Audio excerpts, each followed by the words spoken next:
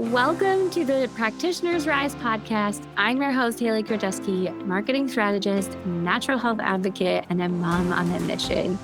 Each week, I sit down with natural health and wellness practitioners from around the country who are doing incredible life-changing work.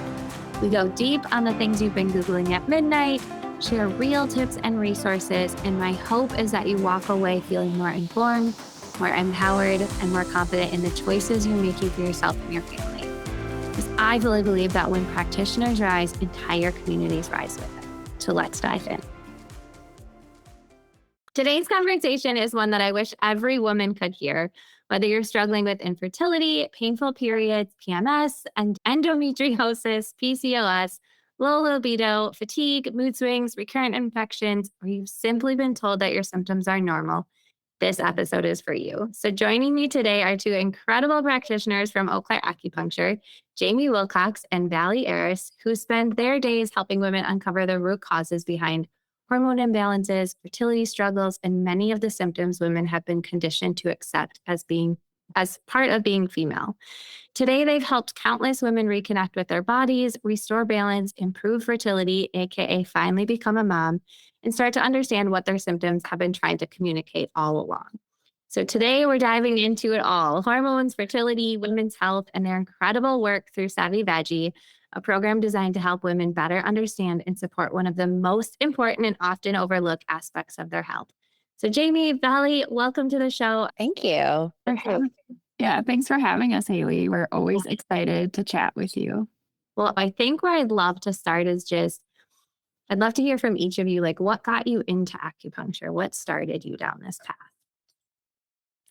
So I actually started out my career as a certified public accountant, did that for about a decade, and everything seemed to be right. I was at like a great firm, had really interesting clients, but I didn't feel satisfied. And I looked around and saw that my peers did, and I really wanted that sort of passion for myself. And so did this like deep dive into, well, what could it be, and realized that in all of my spare time, I was reading about how different cultures healed their people. I think that stemmed from the fact that my mom was Czech, so we used like a bunch of folk remedies at home, but my dad was an ER doctor, so we also used Western medicine. So I got to see how both had their advantages and disadvantages and how to integrate the two. And then I had an amazing experience with acupuncture when I lived in New York and had some really severe back pain that literally went away just after a few treatments. And so I started researching acupuncture and Chinese medicine. And the more I read about it, the more it resonated, and decided to take the leap and go back to school. Thank you. That is so cool just to see how the two connect from your mom and your dad too, and just the herbal remedies from the Czech. I'd love to learn more about that too, but we'll save that for another conversation. All right, Jamie, and what about you? Yeah, my path into acupuncture, I think we all kind of find it through like a personal experience, or a lot of us do. I was in school for nursing, and I was struggling with a lot of my own health stuff. Like I'd always had really painful periods that would like take me out of school, prevent me from doing sports and things like that. And during my undergrad, one of my coworkers was in acupuncture school. And she was like, you should come to the student clinic. Like, let me treat you. Let me work on you. I thought I could help. And I was like, okay. So I started going to the student clinic. And within a couple of months, like all of the symptoms that I had been chasing and trying different treatments for, they really went away. And my mind was just kind of blown. So the more I started learning about it, the more I just became interested in it. And even though there were several years where I tried to not go down the path of acupuncture for different reasons, like I just kept coming back to that and coming back to it until eventually I went back to school. Amazing. Thank you. Isn't that funny how sometimes those nudges just keep like pushing us until it's like, okay, I guess this is what it's supposed to be. Yep. So then diving in, first, let's start with hormones, because I think that's often what women think of when something's going on. It's just hormones, or my hormones are making me crazy. Or so, can you share maybe what you think the biggest conception is or misconception?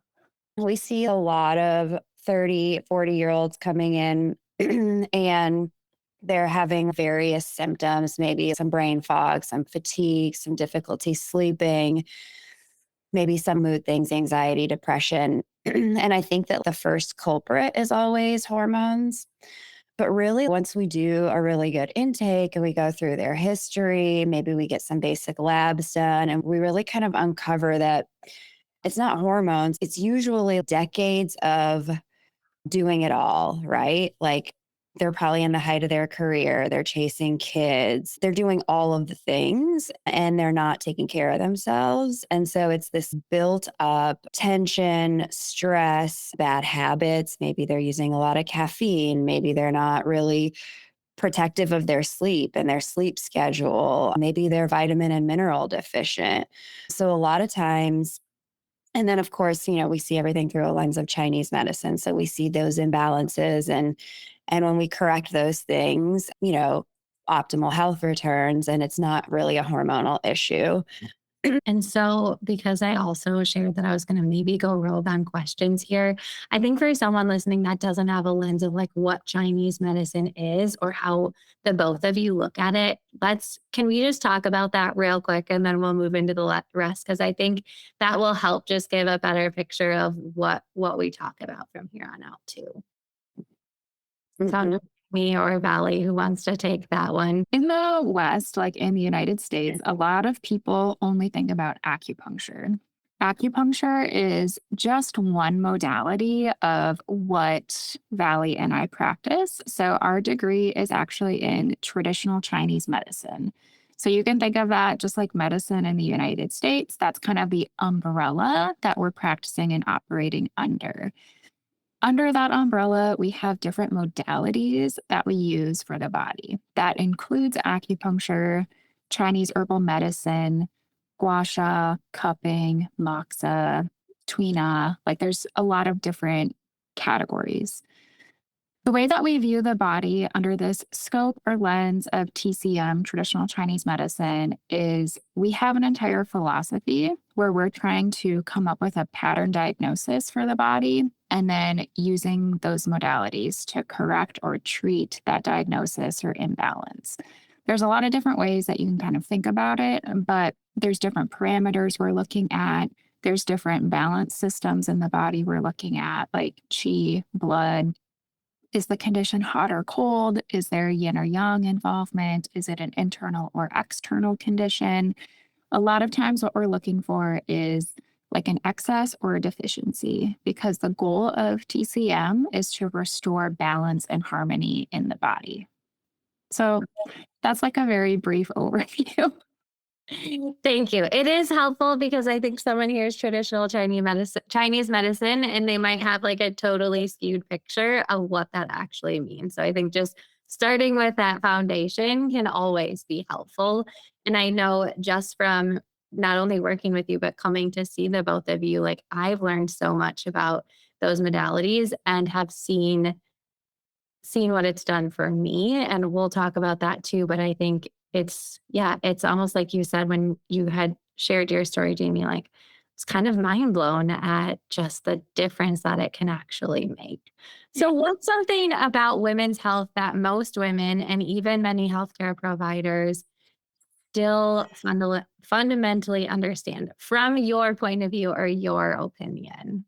Yeah. One of the things I think when I saw you were going to be asking this question that I really started to think about is, I mean, not only is it like the misconception of hormones, but I also really feel like this idea of birth control, regulating your hormones or regulating your cycle is just fundamentally wrong. I think there's a lot of attachment to like using birth control as a tool because they don't have a lot of offerings when it comes to correcting a lot of complaints that women have. But the way birth control physiologically works on the body is not by regulating anything. What it actually is it is a chemical manipulation of what is happening. So, yes, it can change some of the symptoms, but that doesn't necessarily mean that it's fixing the problem or fixing the physiology. So it can make your cycle look regular, but that doesn't mean that the cycle is regular. So it is a great choice for contraception. However, I think it's a terrible choice, and many people are being misled when it comes to using it as a treatment for other things. We're talking like PMS, PMDD, irregular cycles, heavy bleeding, acne, irregular length of bleeding, all of those things, like, yeah, it can make some of those symptoms go away, but it's not actually regulating or fixing the underlying pathophysiology.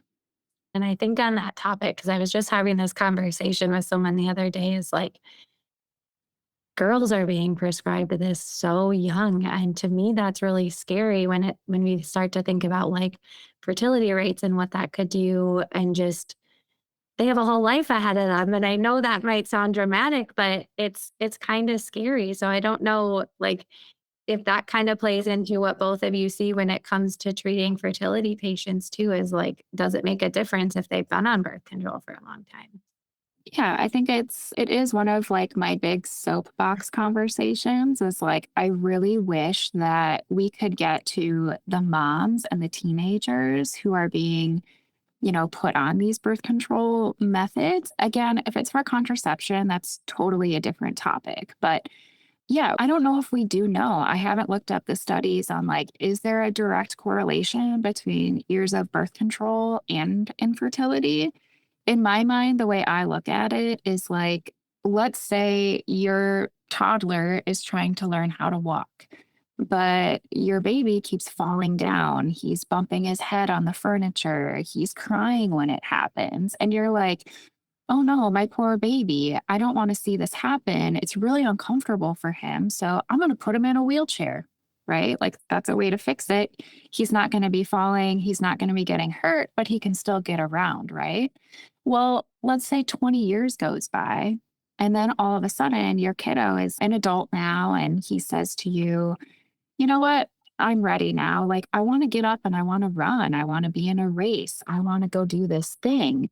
So he tries to get up from that wheelchair and start walking, but his brain has never done it. He hasn't made those connections. His physiology has never gotten to develop.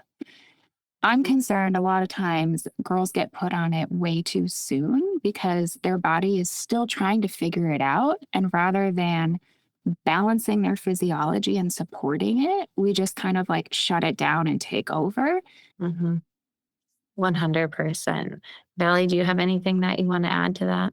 Yeah, and I think that like teenagers respond so well to acupuncture. Like it is not very difficult to correct a lot of these menstrual symptoms for teenagers with acupuncture. And so I wish that more people knew that and knew that there was another option. Yes.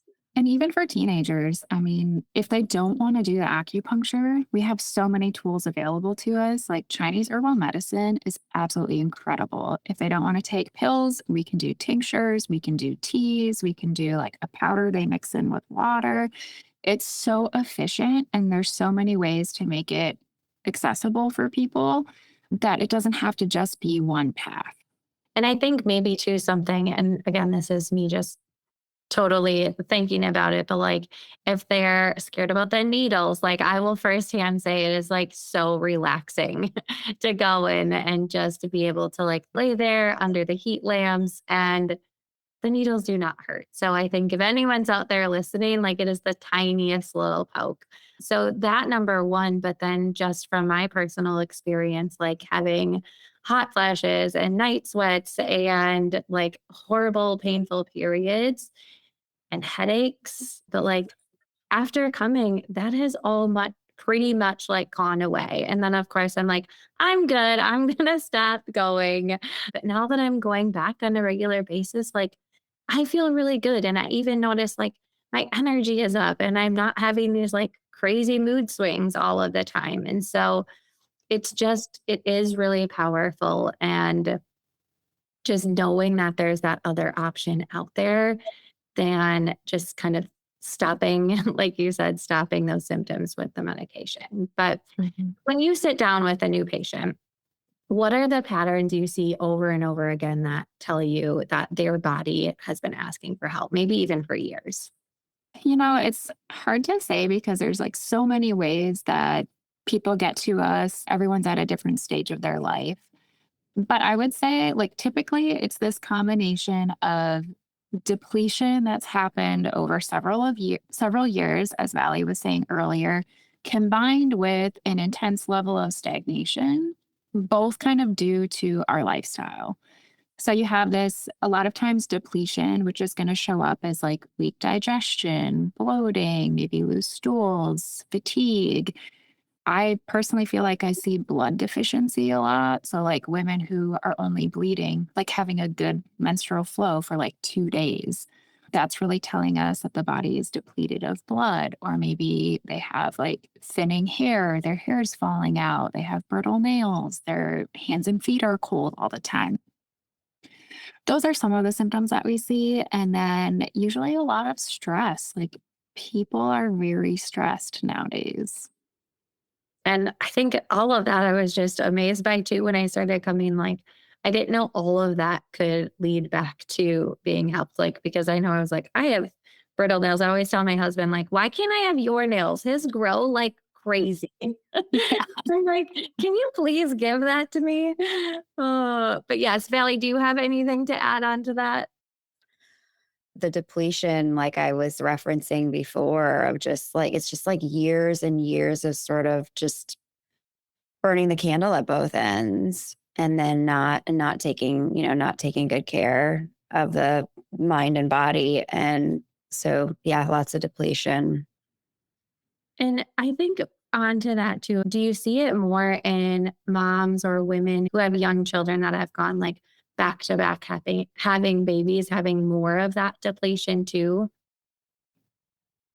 Like, even if there is a good amount of time between, just moms in general, like, just take on a lot, and are likely working as well, right? Because now we need two incomes. And so it's just a lot of responsibility. It's very physical to be a mom. And usually we put everyone else ahead of ourselves, and then we don't take good care of ourselves, right? And so we sacrifice like our sleep, our diet, our recharge time, our meditation time, all of that kind of, maybe we can fit it into the nooks and crannies, but we're not consistent about it. I think I've noticed even too, like, because sleep is always a hard thing. Like, I just want my alone time when my kids go to bed. So I would end up staying up way too late and binging on a Netflix show that I didn't need to watch. I've been trying to get to that earlier and then just having that time in the morning to myself before everyone wakes up. And I feel so much better about the day because then I have time to like journal and just do things that are for me. And it makes a complete difference in how the entire day goes. Absolutely. All right. So if you could wave a magic wand to get every woman to stop ignoring one symptom, sign, or pattern, what would it be and why? I think I'm going to go off on a little tangent here. I love Because I think what I really wish that not only women, but also men would do is to stop like ignoring or dismissing or justifying their own bodies and behaviors. So a lot of people seem to like think that our bodies just operate in a bubble and that they can continue to do like whatever they feel that they want or need to do without kind of having the consequences. More and more, I find that people are just very disconnected from what's happening with their own physical being. But on the other hand, it's like there are kind of two categories of people. So there's sort of like a category of people who are in a hypervigilant state where they think like every single thing that they notice means something or is going to cause something. And it creates like another high level of like stress and anxiety. But then there's also a group of people who are almost like gaslighting themselves. They're like in denial that their actions have consequences to their physiology. So an example of this is like, oh, I only have a bowel movement every 3 days, but that's just how I am. That's how I've always been. Like, that's normal for me. That's not okay. Like, your body should not be operating like that. So I think there's a lot of different ways that people kind of like dismiss themselves and I don't know if it comes from like not being educated about what their body should be. The part of the tangent that I almost want to go off on here is that it's a bigger socially cultural problem that I believe we have, and that from a very young age, and I see this with like my daughter, but we start training our offspring to ignore themselves, right? Like, you can only go to the bathroom when I say you can go to the bathroom. You can only eat in this 15-minute period. So we are teaching ourselves to disconnect from our body and our physiological cues. So, if I could wave a magic wand, what I would do is actually put the power back into ourselves and really create more of that connection with our own bodies, with our innate wisdom, with our intuition, and really support that for all of us, right? Yeah. And I think that was helpful just sharing, the example about your daughter, because I think that's something that bothers me so much about the school system right now. And again, it's no fault of the teachers or anyone there. It's just Right. how school system is set up. But like, yes, exactly. They have 20 minutes to eat lunch while they're also trying to like go in line, sit down, do all the things, talk to their friends. And half the time my kids come home with like so hungry and half of their lunch is not even eating because they're like, Mom, I didn't have time. Yes. Or one of my kids came home and he was crying. And this was when he was having like a asthma episode. He's like, I can't breathe. And they wouldn't let me go get a drink. They wouldn't let him go Mhm. get water. And I was like, just as a mom, that breaks my heart. And I'm also having to explain it to him, like, it's okay. I know it can be scary, but if you can't breathe, you need to let them know, like, this water is going to help me, or can I get my inhaler? Or, just like also standing up for himself. But I think, like you said, we're only allowed to do things in specific amount of times. And so then what does that cause down the road? Even like the eating part, like I go back to my oldest, like I swear he doesn't even chew or swallow. Like he just inhales his food. Your body doesn't have time to know that it is full and satisfied. You just keep inhaling more food. So it's like you take a break before you can have more. But I don't Mhm. know if it's learned from almost like having to eat so fast at school. Right. So, I mean, it's just like from an early age, we're conditioned to not think of ourselves in a way that's appropriate to how we're designed. Yes, 100%. So, what is something that you've maybe changed your mind about over the years when it comes to women's health?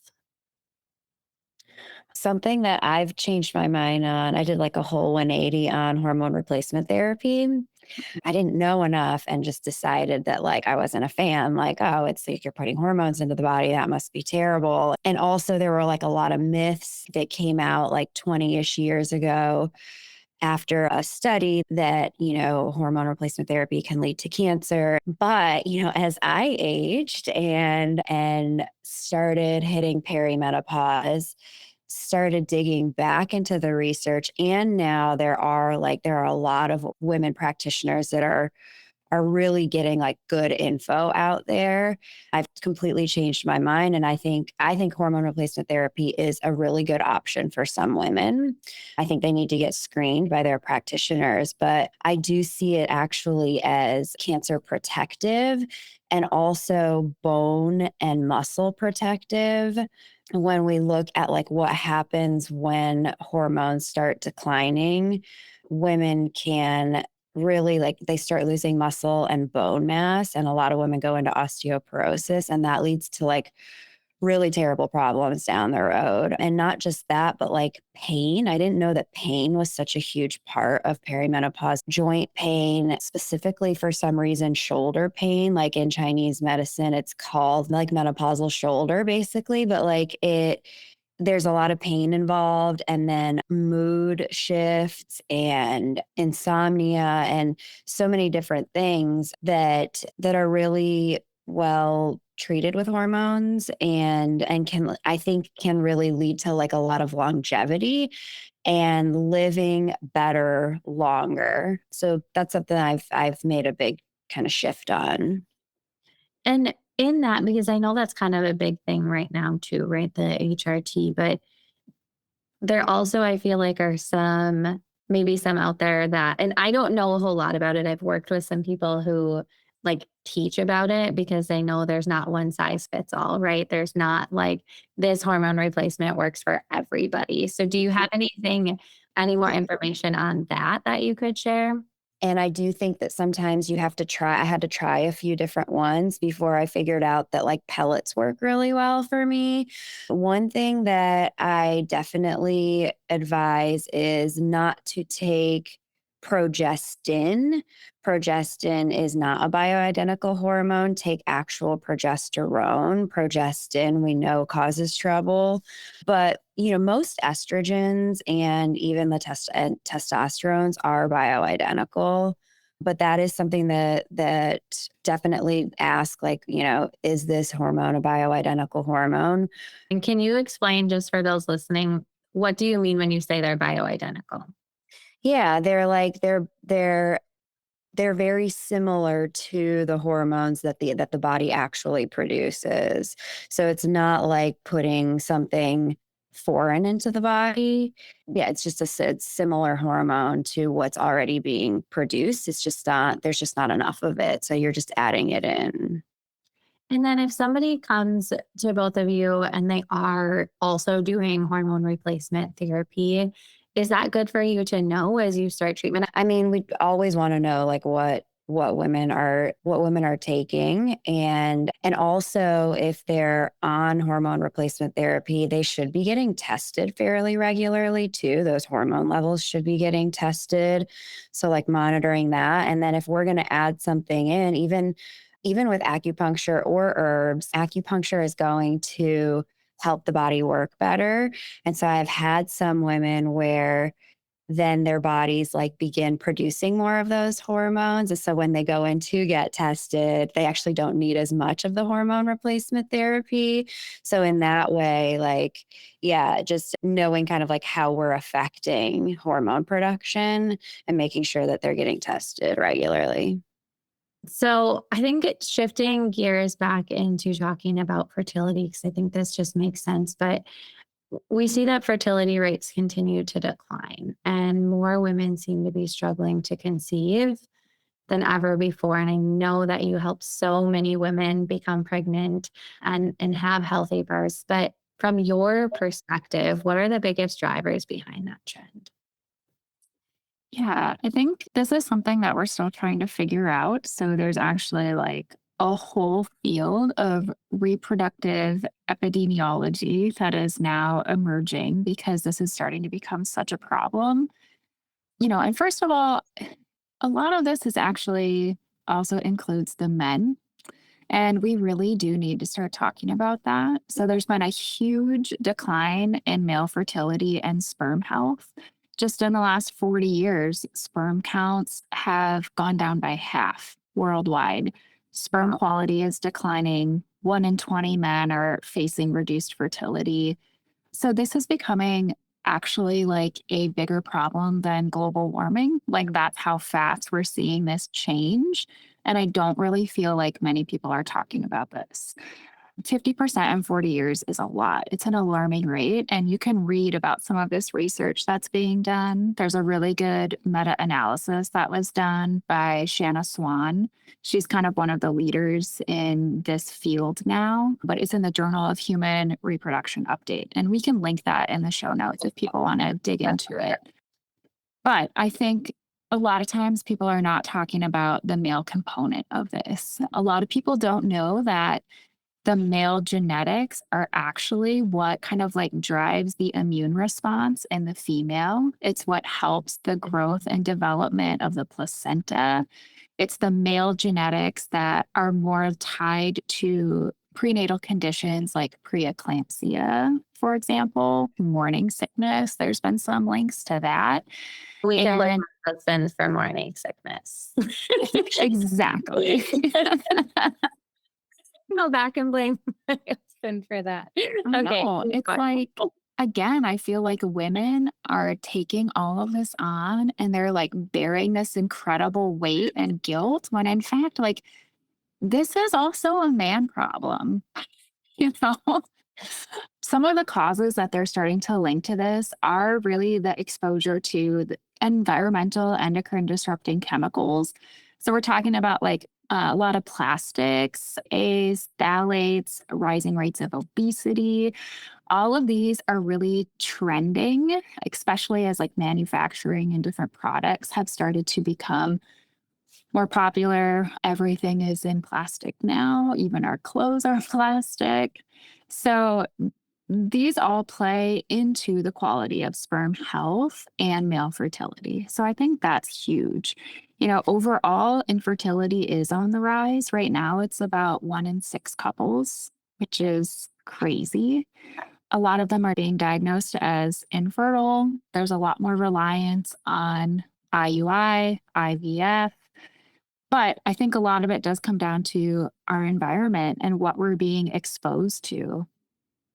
Yeah, and I think that's kind of scary. I mean, I know that we in our house have started really trying to be more cognizant of it.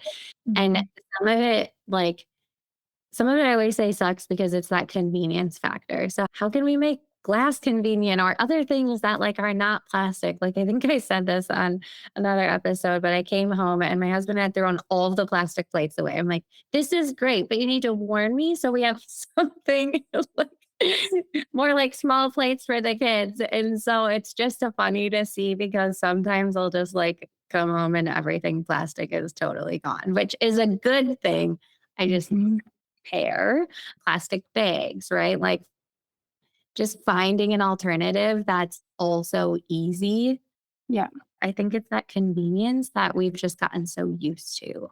It is the convenience. And again, it's just like how we're set up in our country, right? And it goes back to this idea of like, we kind of have an understand an expectation that our bodies exist in a bubble and the things that we're doing don't have an impact on it. Right. And also, it's exhausting to constantly have to think about and research, like, oh, is this product safe for me? Like, I think we have the assumption that if it weren't safe and if it were causing infertility and if it were causing cancer, then it wouldn't be allowed to like be on the market. But unfortunately, that's just not the case.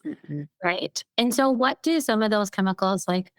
What is that causing, or how would you say that it is endocrine disrupting? Like, why are plastics bad? And I don't know if that's like too too in depth of a question, but for some people, I think not that it's a totally new concept because I think it's always floating around like plastic is bad, but like why? I guess I don't have like a strong scientific reason behind this. I think some of it is how the chemicals are absorbed by our bodies. And then a lot of the physiology that happens on the cellular level, it's all about like what switches you're turning on and off. So if I don't know if this is like super accurate, but let's say there's a specific type of plastic in your coffee container. And when you ingest it, it starts binding to the receptors that your hormones are supposed to bind to. So that is what we mean by endocrine disrupting. Like it's either turning on or off things that shouldn't be on or off. And that's kind of the same thing with how cancer plays out too. Would you say that's accurate, Valley? Or do you have a Yeah, for sure. I think that's the endocrine disrupting part of it. And then I think like also there's something foreign in your body now. And they're finding it in like all the tissues, in the blood. Like it's just placental? in the placenta, like it's everywhere, right? So if you have like this foreign substance, I would think that it's also activating like your immune system. And when your immune system is activated, it's more difficult to get pregnant. So I think that's a part of it too. And then another organ that always plays highly into reproduction and overall body health is the liver. So, liver is kind of our filter of the entire body. So, the liver has only got a capacity of so much. When it is being overloaded, not only with your endogenous waste products, like cleaning your blood, all of that, but then you're also putting on like a heavy toxin burden from like toxins in your water, in your food, in your personal care products. Like the system gets burnt out. So it also creates like a heavier tax on your liver and your body's own filtration systems, which I think make it more difficult to even keep up with its regular responsibilities. Are there other reasons other than our environmental things that are happening that are causing the fertility issue? Are there other things that you would say are playing a part in that too? Yeah, I think a big part of it is our lifestyle. The basis of Chinese medicine is how can we live in harmony with nature or the universe? So how can we harness the energy of the universe to live in a balanced state? Right now, we've created all of these ways to live out of sync with nature. Like we should be getting up with the sun, going to bed with the sun. Well, we have electricity, so we can just keep the lights on and stay up all night. Shift work, I think, is huge. A lot of our infertility patients in Eau Claire, they work in the medical system. They're nurses, they're PAs, they're doing shift work in the hospital, they're on nights, they're on rotating shifts. I don't think we can discount the impact that that has on someone's reproductive system. I never even thought about that, like the shift work and how that can play an impact just being totally out of sync. And I wonder too, like I feel that here in Eau Claire, we're pretty lucky to be able to have a lot of like nature and woods and water around us. But I think, Vallie, I know you had mentioned that you lived in New York before too. So I wonder if there's more happening there where people aren't actually like able to be in nature or connect with nature. Like I can't tell you how many patients I tell them to like just like go take your shoes off, put your feet in the grass, like go get in the water, like just go outside, like go be in nature. Our bodies are meant for rhythms, and mother nature is our biggest regulator, and these rhythms, like everything in our body works on rhythms. And so when we disrupt those and we pull away from like our greatest rhythm, which is mother nature, then we start seeing problems. Yes, I know. Sometimes in the winter, this might sound mean, but if my kids are being really crazy and like need a break, I'll tell them to go take their shoes off and run around the house twice, just like whether it's snowing or not. And they love it, but I'm like, you need some grounding here, Mhm. children. Mhm. And I don't know if it works, but it feels like it does in the moment. Mhm. When a woman comes to you, because typically I'm assuming it's the woman that comes first, not the man that's struggling with fertility. What are the first things you're trying to understand that maybe others are not looking at or just completely miss? Well, we do a very thorough intake for infertility. We spend about an hour just talking to each woman or patient. We go through everything from lifestyle, lab work, diagnostic procedures. And what we're really looking for, like as TCM providers, is we're trying to get to that TCM diagnosis. So, where is the imbalance at the root that is causing a lot of these symptoms or dysfunction? And then Vallie and I, we have both done extensive training in more of like integrative fertility care. So, we've studied with national experts, and we're also really looking for, has the patient had an adequate workup? Unfortunately, a lot of them haven't. And research shows that Even something as basic as correcting vitamin D insufficiency, it might even double the likelihood of achieving a pregnancy. Yeah. That's crazy. I know when I had my vitamin D checked, I was like rickets level low. So I'm sure there are a lot of people, like even in Wisconsin, where again, there's just not enough sunlight. We're looking that they've had adequate lab work done. We're looking to see if they've had appropriate diagnostic testing. And then another big thing that we ask about is their basal body temperature and cervical fluid. So both of those are really huge indicators for us about what's happening in the body. They're very simple. It's like just observing your body's natural changes, and yet they have a very significant impact on fertility. Okay. Basal body temperature is really looking at kind of what is your body's temperature that it's running at naturally throughout your cycle. There's different methods of tracking this. What we really prefer is charting it on paper, like making an old school line graph. There are all kinds of devices now that people can use to track their BBT. You can do anything from just like a regular BBT thermometer, or what we really love is there's a company called Temp Drop. They make a wearable armband that just automatically tracks your temperature for you. And we really like to use the Temp Drop. Awesome. And again, we can put all those links in there too if you have links so people can just look up some of these products too. And then cervical fluid, it's just, observing your cervical fluid changes throughout the cycle. There's different ways to learn tracking of sort of these biomarkers, is what we call some of the natural family planning, like Creighton method. They have a whole class that will teach you how to track your cervical fluid. If people want to do that, they certainly can. There's people that we can refer to for that. For some people, it's very, very obvious. And then for other people, they have no clue what's happening. Yeah, I think that's the first time I've heard of that. So it's something good to look at 100%. Yeah. Okay, so what's something women trying to conceive spend maybe too much time, money, or emotional energy focusing on? Because I think that probably happens more than we think.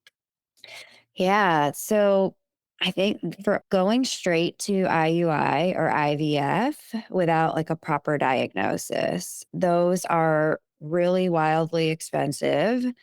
They're they're really taxing on the body. They're emotionally taxing if they're unsuccessful. And I think that a lot of couples just don't know that there are other options.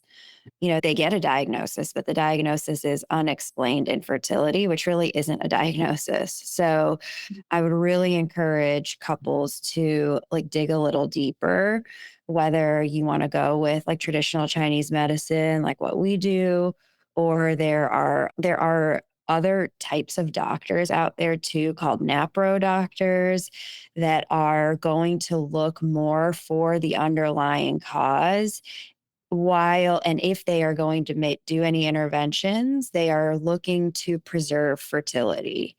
So yes, I think that there's so many other things that could be going on, like Jamie mentioned, the male factor, infertility, egg quality issues, cervical mucus issues, some kind of a deficiency in the cycle, in the follicular or the luteal cycle. There could be like vitamin and mineral deficiencies. So there are other things to look at before going straight to IUI or IVF. Yes. And I think just again, from my experience in working with you all, like I firsthand been able to talk to some of your clients who have tried everything. They've had the unexplained infertility and have gotten pregnant. And like, I think I left those calls in tears most times because that's just so amazing. And again, like they came to you as their last option instead of their first. And it's not any fault of their own.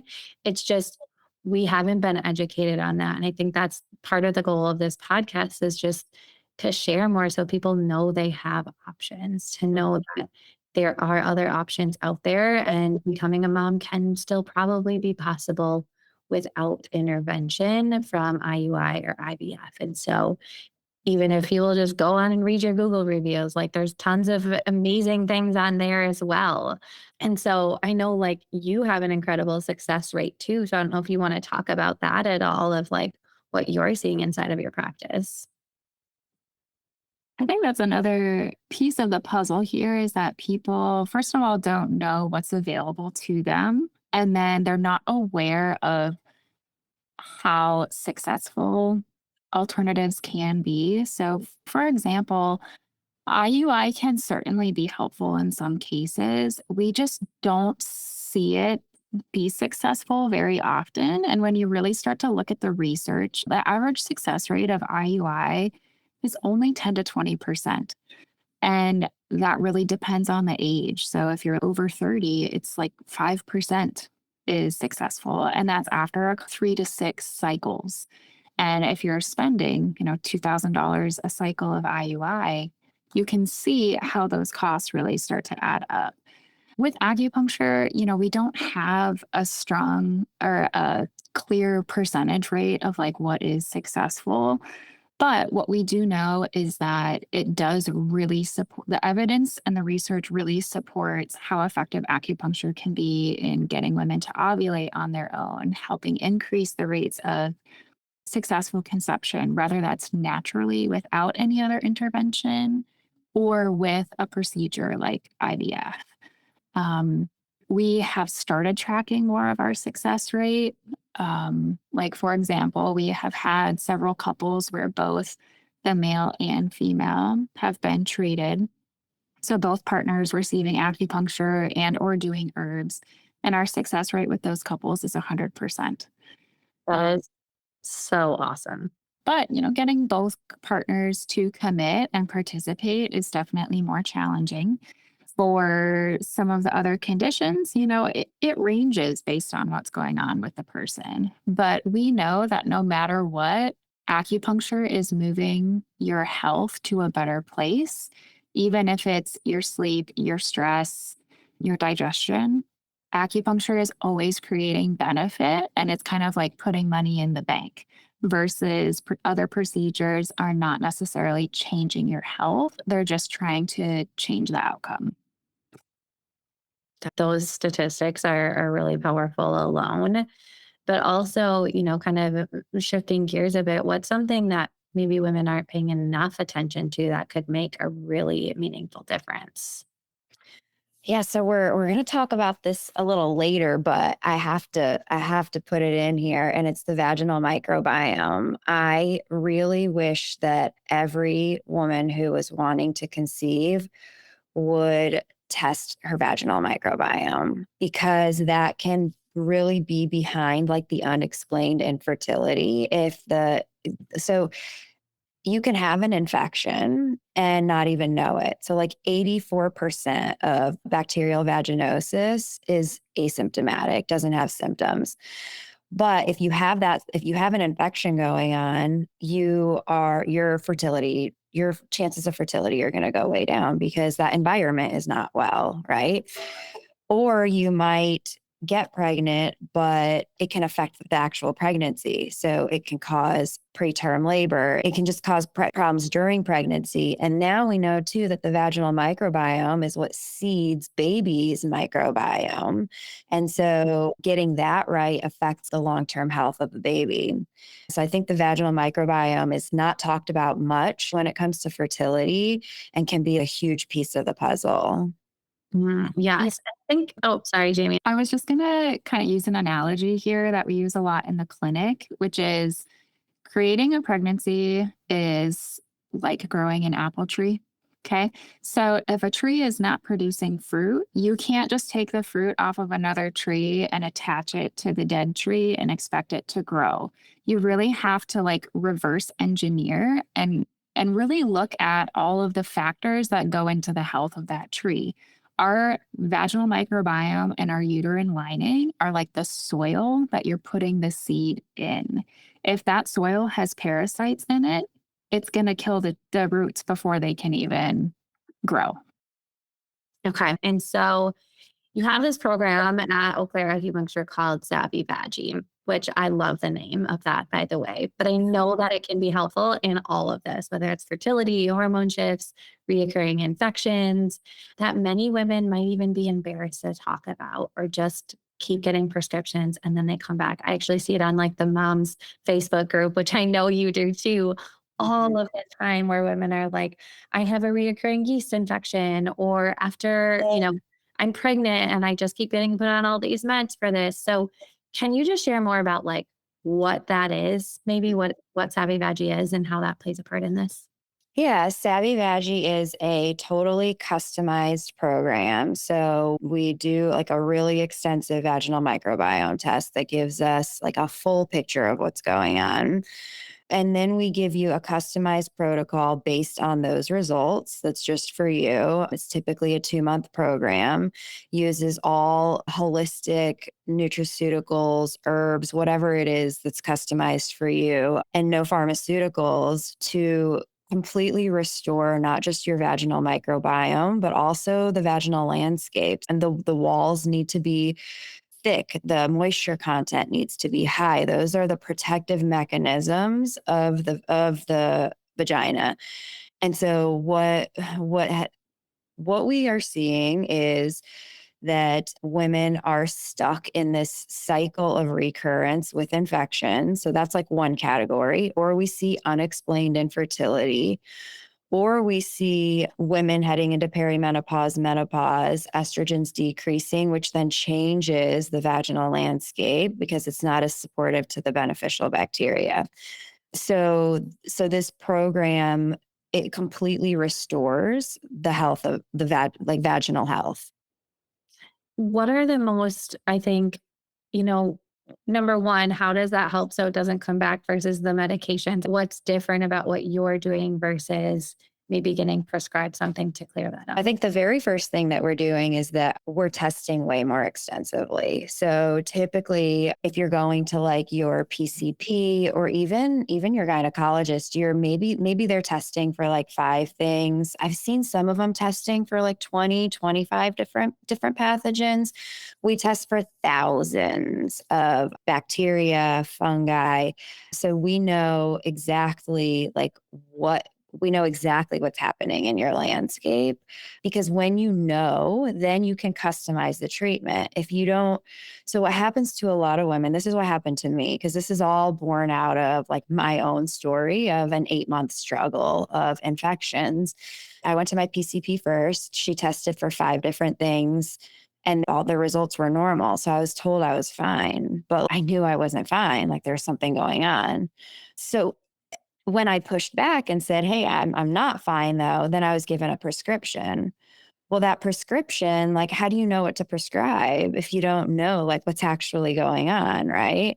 So then you're taking a prescription that is possibly not even targeting what you have going on, and it's definitely killing off the beneficial stuff. So then I was left in like an even worse position.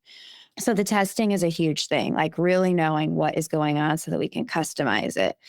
Then the products that we are using are, because they are herbal or nutraceutical, vitamins, things like that, they are targeting and they're very effective, but they're gentle. They're not going to kind of destroy the landscape. And so that's why the success rate and that rate of reoccurrence for us is like none, and you don't get stuck in the cycle. And then we're also restoring the vaginal walls, and we're restoring the moisture level. That is not done with a pharmaceutical. So that's a huge part of it. It's like if a house gets demolished, like you need to also go, you can't just put carpeting down. Like you got to go in and like you got to build, like you got to put the studs in, you got to like put the drywall up, you have to do all the things to like actually restore it. And so, what do you think the most important conversations around vaginal health? Because, like you said, this can not only help like fertility, but menopause, like all of the things this can help our women. So, what are some of those important around vaginal health, intimacy, infections, pelvic health that women's wellness simply aren't happening enough? Well, I think it's like conversations is exactly like this. Like, I'm so happy that you asked us to come on and talk about this because the more we talk about any of these things and get the word out, first of all, like, I think shame falls away too. I think that, like, sometimes we are just so reluctant to talk about these things, but there's nothing shameful about it. And so I think just getting the word out that, like, these are issues that women are facing. So many women are facing. Like, when I went through this myself, I did not know so many women were dealing with vaginal issues until I started getting on some of the forums. And now with the Savvy Vagi program, we are getting women like nationwide that have just been struggling for so long, and they are hopeless, and they don't think that there's anything left for them. And it's like, no, no, no, no. Like, there is, and we are going to fix this. So just getting the word out that there are other options out there, that there are like holistic providers that are looking at that, at overall health and the health of the whole body. And I think two conversations around like perimenopause and menopause, where sex becomes painful and there's a lot of vaginal dryness involved. And I think sometimes we think that's just par for the course. It's not. We can totally fix that. And you should be having like pleasurable sex and not painful sex. So Yeah, yeah, I again, think those are huge. quit gaslighting yourself and what you're experiencing. Like, it's not normal for it to feel like that or for that to be a problem. Like, there's a reason why it's happening. So let's address the reason. Yes. And just because it's common doesn't mean it's normal. And like you said, even if you're not here in Eau Claire, Wisconsin or Chippewa Falls, like you guys can help. So I want the listeners to know that. Of course, we'll put all the links, but like you don't have to be local in order to be a part of the Savvy Veggie program. Especially, again, I think it's like you said, you take the shame out of it. Like there are so many women that are experiencing this. And so knowing that like they don't have to just continue to live with it can probably be really powerful and life changing for people. Yeah, totally. And like we don't do any of the testing. It's all done in the comfort of your own home. Like we just send the order in, and then the patient orders it, has the kit sent directly to them. They test at home, plop it in the mail. So like not yet. It's all 100% virtual. So really, really accessible. And so, if there's someone listening, what do you think, like maybe one practical thing that women could start doing this week for their vaginal health? Even maybe if they're like not experiencing some of these things, but Mhm. like, yeah, Yeah. what can women start doing to beat that? Yeah. Well, first is like, please, please, please think twice before taking antibiotics. Antibiotics are like a huge disruptor to vaginal health.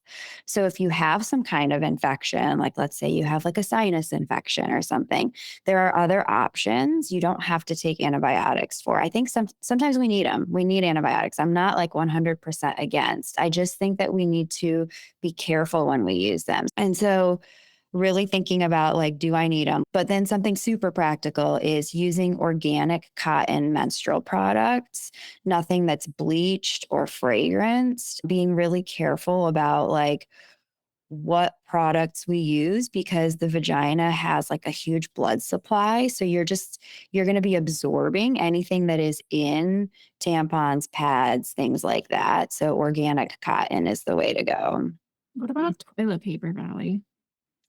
Yeah, I guess I haven't really dug into it because it's not going internally. So I've dug way more into like tampons, but a menstrual pad doesn't go internal, and I definitely want women using organic cotton.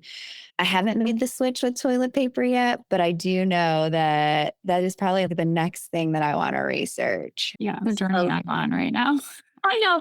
I don't, maybe it was you I was talking to Jamie, but it's like in my save for later Amazon cart because I just started looking into it. So I'm like, oh my gosh, sometimes I just go on these tangents. Oh, I love it.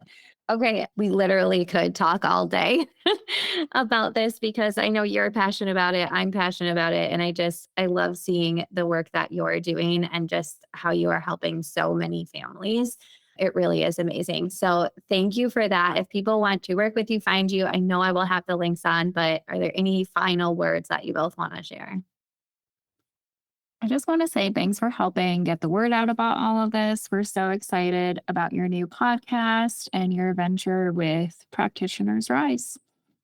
Thank you. Yeah, thank you so much. Thanks for being here today. I hope this episode gave you something you needed, whether that's a new perspective, a resource to explore, or just the reminder that you're not alone in this journey. And if today's episode spoke to you, tag me on Instagram, share with a friend, leave a review. That's how we build stronger, healthier communities together. One practitioner, one story, one family at a time. So see you next week. And if you're a natural health and wellness practitioner with a story to tell, I'd love to connect. You can find me at practitionersrise.com.